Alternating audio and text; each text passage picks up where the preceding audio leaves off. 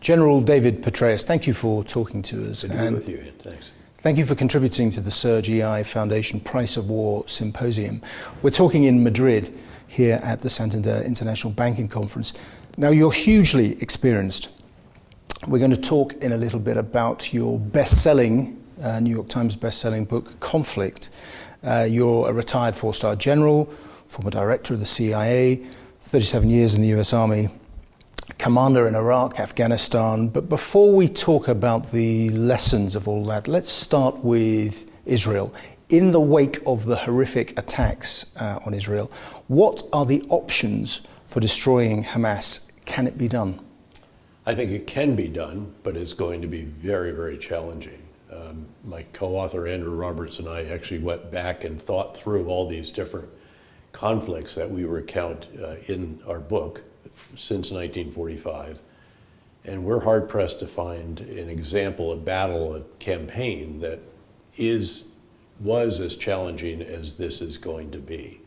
The combination of factors here, an enemy who knows the area obviously very well, likely has been preparing for this for months, if not years, will blow himself up to take you with him. Keep in mind that the prospect of suicide vest or suicide car bombs is particularly pernicious because it forces you to keep everyone at beyond arm's length. You can trust no one in this situation, especially if they're wearing bulky clothing or a car that's not responding to your direction. There are 300 miles of tunnel, reportedly very substantial ones.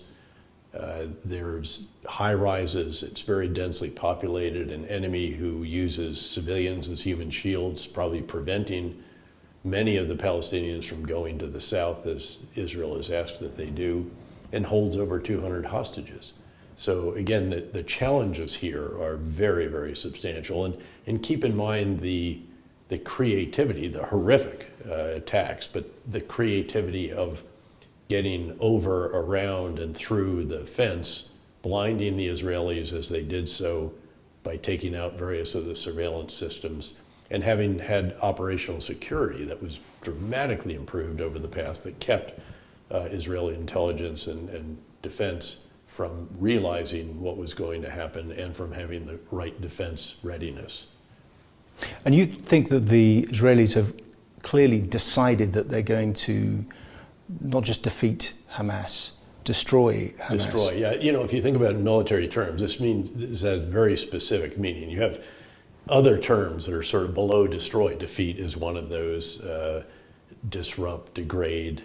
Destroy has a specific doctrinal meaning. It means to render the enemy incapable of accomplishing his mission, which is to be essentially a terrorist army without reconstitution. And keep that in mind, because that without reconstitution, that implies a set of tasks for the post-conflict phase that Israel presumably will have to take on, because I see no alternative to Israel administering this area for at least the near term after the conflict. But the conflict could stretch for quite a period of time. They have to methodically, sequentially clear and then hold areas, because you have to leave forces behind or the enemy will re-infiltrate behind you once you've cleared every building, floor, room, basement, and tunnel, and then continue to move on. And doing so with, again, in the presence of tens or hundreds of thousands of civilians in the actual battle areas against, again, an enemy of many, probably tens of thousands as well, Hamas as well as Islamic Jihad. And again, these are the equivalent of the Islamic State. If you think of an analogy, if you will, it's an imperfect one because there's undeniably an aspect of Palestinian nationalism caught up in this. But that's the way you have to think about this particular entity, the same way that the Iraqis and Syrian Democratic Forces, with our assistance, had to deal with the Islamic State, particularly in the clearing of Mosul, which took some 9 months after the actual planning and setting the conditions, and was carried out. And again, the nature of this means that it's just unavoidable that there's going to be substantial loss of innocent civilians and substantial damage and destruction of infrastructure. So the parallels are with battles like Mosul, but also presumably Stalingrad as well. Well, I mean, you think of the destruction, again, I don't want to overstate this. Stalingrad was a case of, an even bigger, just leveling essentially the city inevitably, or Monte Cassino, again, a similar situation. I think that might be overstating this, but the challenges are greater than any that we can see back in history since 1945. And we did a lot of major urban operations when I was a 2, 3, and 4-star commander in Iraq, especially during the surge. We had to clear Ramadi, several hundred thousand, Fallujah, several hundred thousand, parts of Baghdad, parts of Sadr City, a neighborhood of 2 million people, Mosul, over 1 million. But again, never against an enemy that knows the area quite the way Hamas does. Never against an enemy that's had months, if not years, to plan the defenses. Never against an enemy with 300 miles of tunnel underneath a city. So again, the challenges just continue to mount, and it's going to be an exceedingly tough campaign. Nonetheless, they've decided on this. I tend to agree that you have to destroy an enemy like this. You cannot live with this kind of enemy. They're clearly not deterrable. You can't do a deal with a terrorist army. And keep in mind, let's back up and consider the context for this, because we see 1,400 Israelis killed on 10/7. If you put that in U.S. terms, remembering that we lost not quite 3,000 in the 9/11 attacks, this would be over 50,000 Americans, and the hostages, over 200, would be over 7,000 or so. So we have to keep that in mind, because the context is so horrific. And then the barbarity of those attacks, just unspeakable actions carried out against fellow human beings. Again, I think that's where you conclude, as Prime Minister Netanyahu clearly has, that this is an element that has to be destroyed. And by the way, they're also dismantling the Hamas political wing. That's another publicly stated objective, which means that the governance, if you will, of Gaza, the provision of social services and all the rest of that, those are going to be eliminated as well. And that's where I think it would be important for Israel to start talking about the post-conflict phase, and talk about also a vision for the Palestinians after Hamas, in which their lives will be much better. We tried to do this. We did do it, I think, successfully during the surge in Iraq, when it came to telling the Sunni Arabs that they should stop tacitly or actively supporting the Sunni insurgents and al-Qaeda in Iraq, and help us get them out of their neighborhoods, which they were causing so much damage and destruction and harm and loss of life. And we were able to strip them away from those groups. And then we went after the irreconcilable elements, which were, of course, the leaders at a certain level and up, even more intensively, just absolutely every night, 12 to 15 targeted operations. But ultimately, we did have to clear and hold huge urban areas.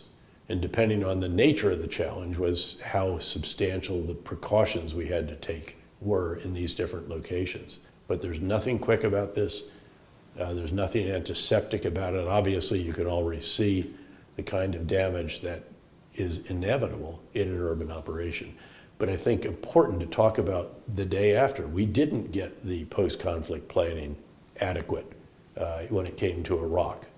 Remember, we and you famously asked, what's the plan? Two-star general at that time. I was commanding the Great 101st Airborne Division, one of the Army divisions in the fight to Baghdad, and did ask, give us a little more detail on what happens when we get to Baghdad and topple the regime. And they said, you just get us to Baghdad, Dave, we'll take it from there. This is a couple of retired 3-stars who were running the Organization for Reconstruction Humanitarian Assistance. And there was a set of assumptions that sadly was invalidated. The idea that you could just topple Saddam and his immediate henchmen and his sons, and everybody else would stay in place, and they'd continue to do their jobs.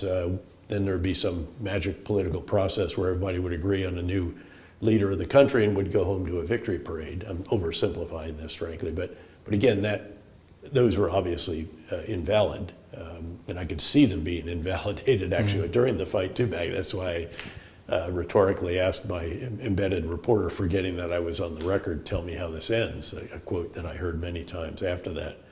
But again, we got to Baghdad, toppled the regime, and our post-conflict planning was not adequate. We also didn't have sufficient forces on the ground. There were a lot of other shortcomings.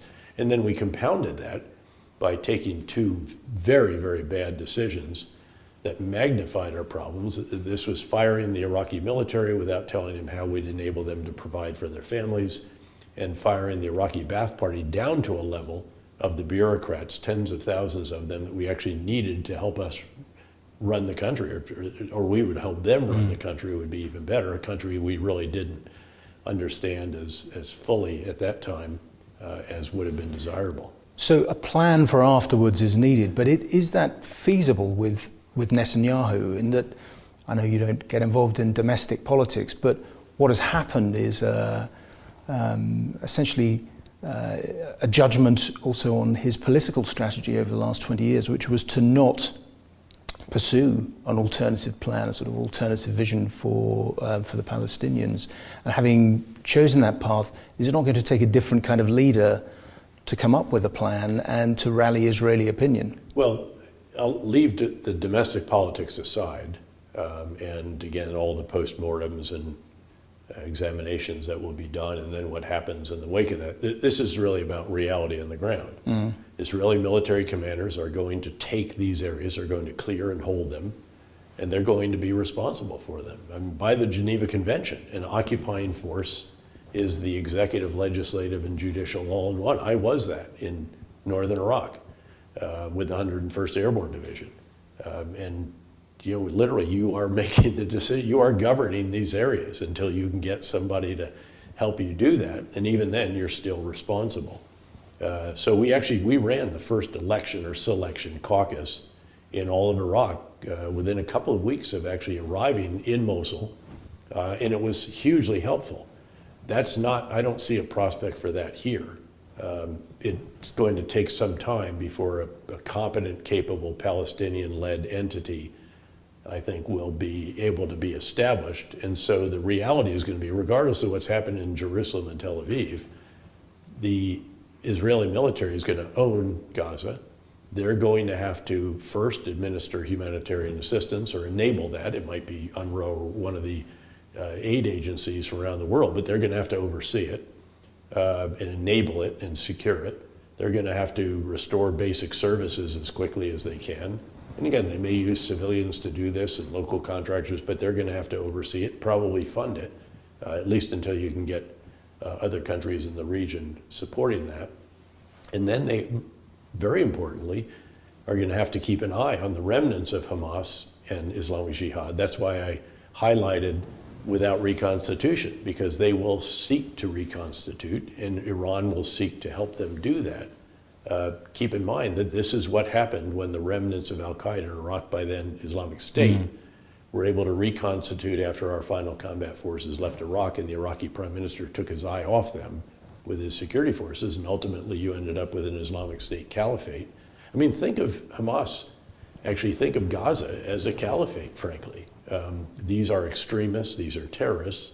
They're running an area of several million people. And again, they have to be destroyed, is the accurate term. But whoever it is that destroys them and also dismantles the political wing is going to own Gaza. And I see no alternative right now. But beyond that, I think it's just important to highlight that. There are people, to be sure, in Jerusalem and Tel Aviv who are working on this. We know, we believe we know who they are, that they're embarked on this, but the sooner that can be announced, I think, the better for the world. And also, again, to tell the Palestinians, your lives will be better. By the way, while they're at it, do something in the West Bank in that regard as well, because the unrest there has been growing in recent months, recent years, and it's actually at quite high levels right now. So again, there should be a discussion of what the future will be for Palestinians in the West Bank. And I know, you'll say the domestic politics don't permit that. That may be, but again, this is what I think should be done. It's very important to do it. And until it is done, there are going to be huge questions that are raised. And I just don't see an alternative. If you destroy the entity that is currently administering, and you have no one to hand off to, you're going to end up owning it and administering it. Well, I think it was Colin Powell in the run-up to the Iraq War. You War. break it, you own it. Precisely. Yes. What do you say to those who understand why Israel is doing this, but who fear that support for Israel will not hold if there are continued and worsening civilian casualties? I say that I understand it fully. It's also why Israel needs to talk about not just the destruction of Hamas, but how they're going to do that. Observing, they call it purity of arms, is the Israeli concept for the use of force in alignment with the Geneva Convention and the laws of land warfare. And they have to be seen to be doing that. And if, again, the damage and destruction is seen as excessive, or the loss of innocent life is seen as excessive, then obviously it's going to undermine support for Israel. What about the risk of escalation, sort of wider regional escalation, and then potentially something even beyond that? There is significant risk of escalation. I mean, just list the different elements that could bring that about. You have Hezbollah with 150,000 rockets and missiles pointed at Israel in southern Lebanon. Iranian supported, of course, funded, trained, equipped, weapon systems provided. You have Shia militia in Iraq, supported, again, funded, trained, equipped, et cetera, by Iran. They have already been shooting rockets and sending drones against U.S. bases in Iraq that are there at the request of the Iraqi government to help the Iraqi security forces keep an eye and pressure on the Islamic State. We responded to that, retaliated, if you will, against some of these Shia militia bases that are just inside Syria. You have the Houthis in Yemen, who have been launching cruise missiles at Israel, really, and then our forces have interdicted them. You have Palestinians in the West Bank. You have Palestinians actually inside Israel itself. I mean, something like 20% of the population is Arab, predominantly Palestinian, presumably, and that could cause issues. So again, there's a number of potential ways in which this could escalate. You could even see Iran interdicting the freedom of navigation in the Gulf that could have an effect on the flow of crude oil and natural gas and refined products. So again, there's a number of these. This is why the U.S. has 2 entire aircraft carrier task forces in the greater Middle East. We'll see if they don't reposition some of the one will stay certainly in the Eastern Med, another may position outside the Strait of Hormuz or somewhere to put more attention over the Gulf. We've augmented our aircraft in the region. We've augmented our air defense and ballistic missile defense capabilities. And we've also shored up our force protection in a variety of different ways as well. And there are additional forces that are on standby as required. How far do you... I don't think that Hezbollah is the most worrisome because of the magnitude of the threat that they pose, but I don't think, it's a very close call though, and you might have to revisit this, but I tend to think that they will not, in a very substantial way. They've been lobbing rockets and probably some missiles and so forth into Israel. Israel is quite good at defending against those. But if tens of thousands are launched at a single time, then you can overwhelm even a system as sophisticated as that of Israel. And then just the sheer number of interceptors is finite at a certain point. And the missiles in particular are more accurate, longer range than what we've seen in the past. But Hezbollah will get hammered. If they were going to have done this, they should have done it in concert with the Hamas attack when the defenses were not at the readiness level they are now. There weren't 360,000 reservists called to active duty, and it was a Shabbat and a religious observance on top of that. Now the Israelis are ready for this. If Hezbollah does this again, they're going to get hammered just as they did in 2006. And we reassessed a couple of times after 2000. The original perception, the assessment was, including from the Israelis, that their Air Force had over-promised and under-delivered. Actually, as we look back at that, when I was in U.S. Central Command headquarters for the Middle East, between Iraq and Afghanistan, then later at the CIA, we came back and looked at this and realized that there was much, much more damage done than was originally assessed. And again, the general thinking is that Hezbollah does not want to bring that on. This is an act of suicide if they launch a lot of their rockets and missiles. You'll see some of them, they have to show almost a degree of sympathy for the Palestinian cause. As they will put it, it's really for Hamas and Islamic Jihad. But again, there's the possibility of escalation. And how far should the US be prepared to go in those circumstances, do you think? I mean, clearly there's an effort at the moment to keep the lid on it. Do whatever is necessary. Yeah. I mean, 2 aircraft carrier task forces, a substantial amount of air power, also indirect fire platforms, if close enough to the coast, et cetera. So again, there's enormous capability. And we have lots of stuff that can fly there directly there if we have to, with refueling and flight. So there is enormous capacity and capability, but obviously there's no desire to see this escalate nor to do something that might lead to an escalation. And frankly, Israel has said, we don't need you fighting on the ground with us. We don't need you engaging directly. We appreciate the additional materiel support, the additional munitions, the Iron Dome batteries that we're providing, the additional interceptors, et cetera, but they don't need our help directly at this point. Now let's talk a bit about the book, Conflict, co-authored with Andrew Roberts. You present an engrossing... Baron Roberts of Belgravia, please. Lord Roberts, yeah.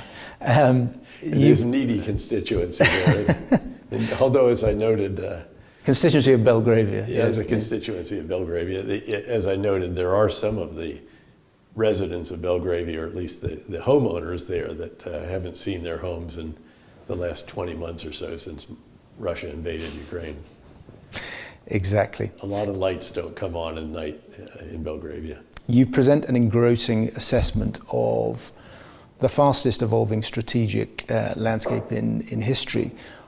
What's changed since 1945 in warfare? Technology, but a lot has remained the same. I mean, look at Ukraine. Our great Washington Post columnist Max Boot has observed correctly, I think, that Ukraine is where All Quiet on the Western Front meets Blade Runner. So you have elements of past wars there, World War I, World War II, certainly the Cold War. These are all Cold War vintage armored systems and so forth. You know, when I was a major in Germany, brigade operations officer, we had M1 tanks, and the Germans had Leopards, and we had Bradley infantry fighting vehicles, and all this that you're now seeing. And the Russians falling back on fortifications as well. And the Russians had, again, T-62s, probably still T-64s, T-70s, T-72s, some T-80s. And again, which is largely what they've got on this particular battlefield. In fact, they've had to bring some of their World War II or post-World War II vintage T-55s out even, because they've lost such a massive quantity of tanks and armored systems.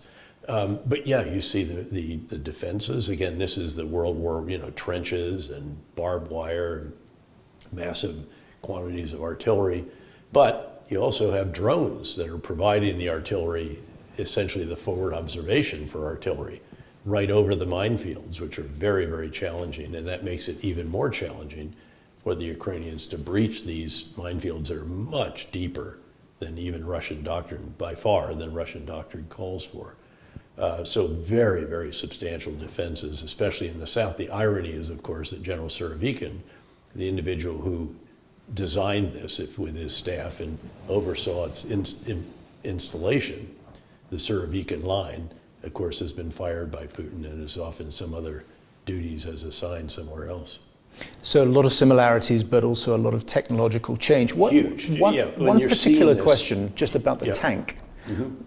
Where are you in terms of the future of the tank as an instrument of warfare? Obviously, so important in the last we've 70 seen or this 80 years. Before. I mean, in 1973, you saw the introduction of the Russian Sager, the anti-tank guided missile that was so devastatingly effective against tanks in the outset.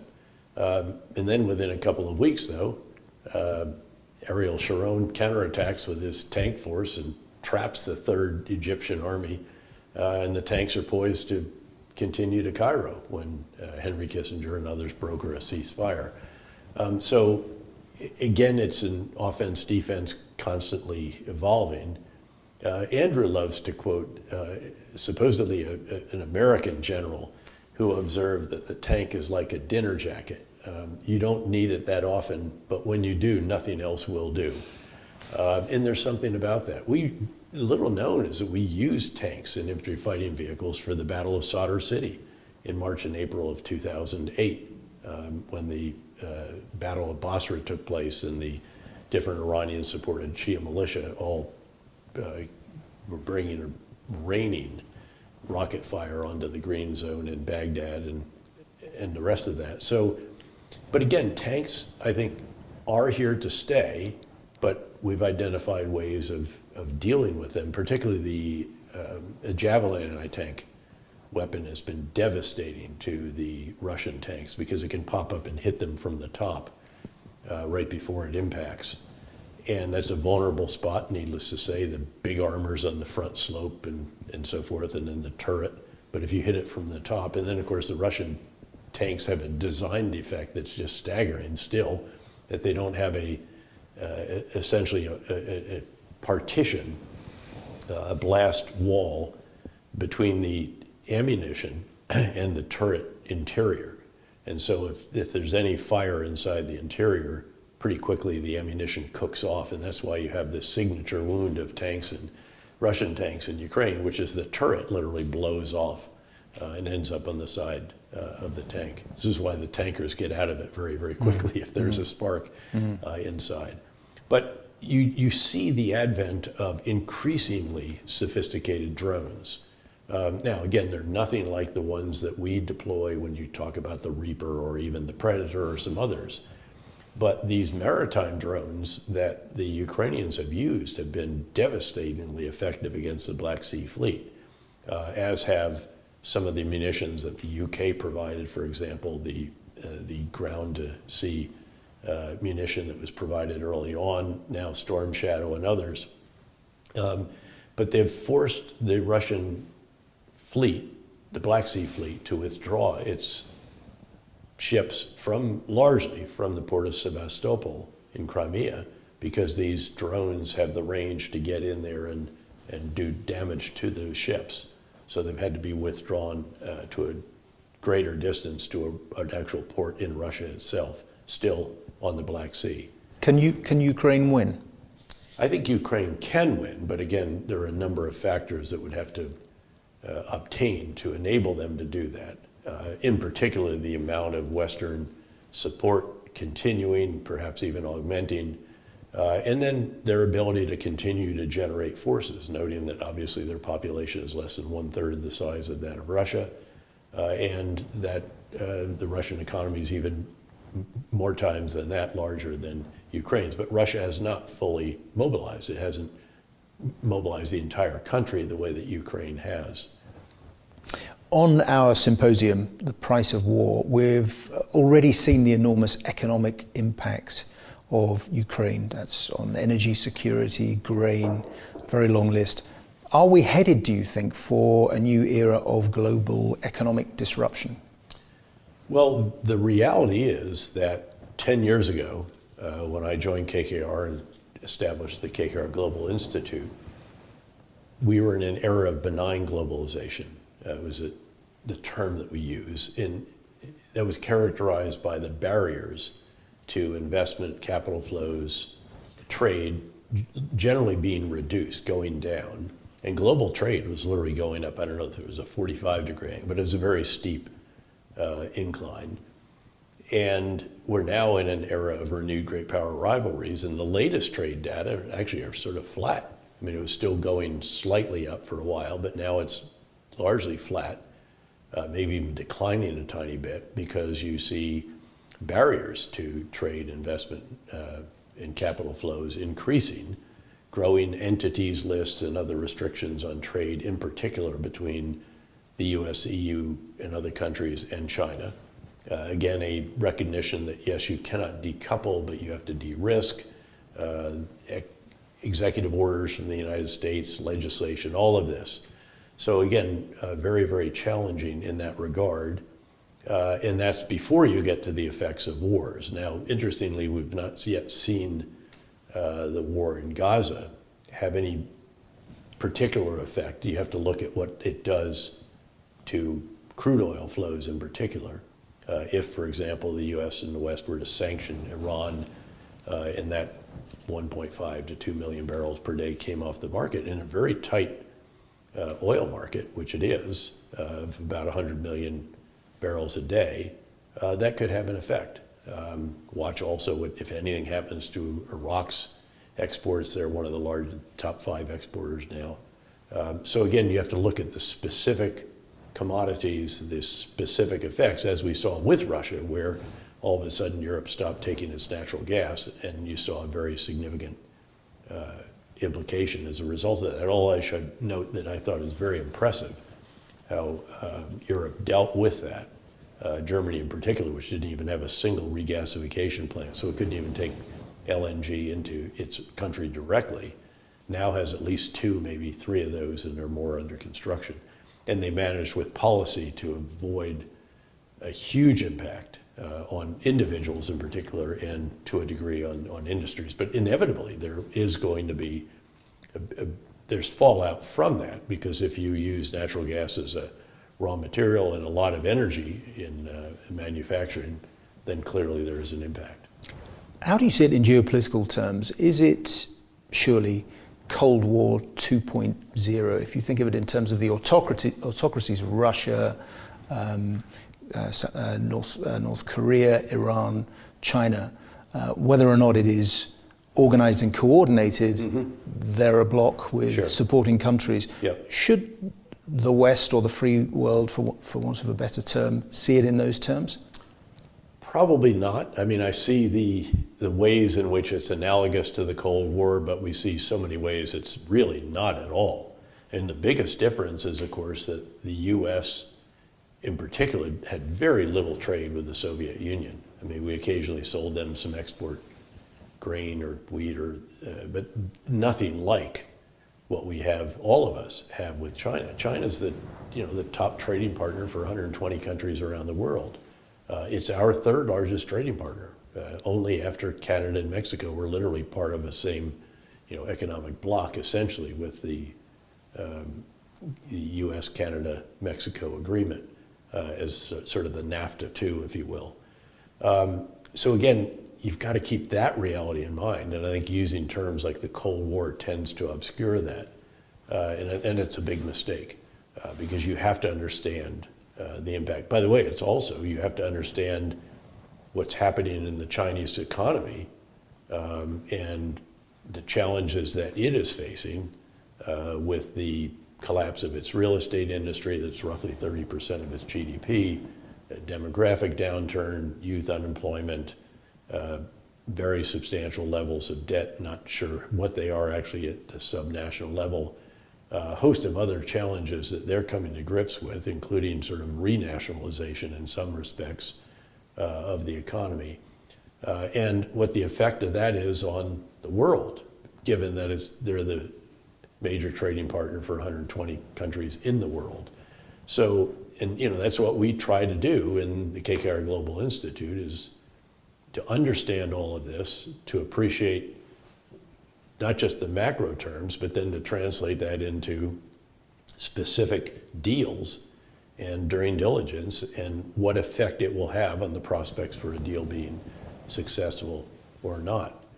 And we're spending much, much more time on that, again, the U.S.-West relationship with China, China's macroeconomic circumstances, not to mention the impact of, again, still the ongoing war in Ukraine, now what's developing in the Middle East, and various other challenges that exist around the world. Final quick question. What makes you optimistic about the future in this time of turmoil? Well, I see innovation, particularly in the United States, but in some other countries as well, and I'd offer the UK one of those, in which there are systems, economic, tax, cultures, universities, there's an ecosystem in the US in particular that is very, very conducive to innovation and entrepreneurship. And that's very exciting, I think. That is what has made America great again and again and again. And I think that's what will continue to keep America great, if you will. And if you look at other countries where you find those similar characteristics, then I think that's what gets you excited about the future of our world. General David Petraeus, thank you very much for joining us. Good to be with you. Thanks, Iain.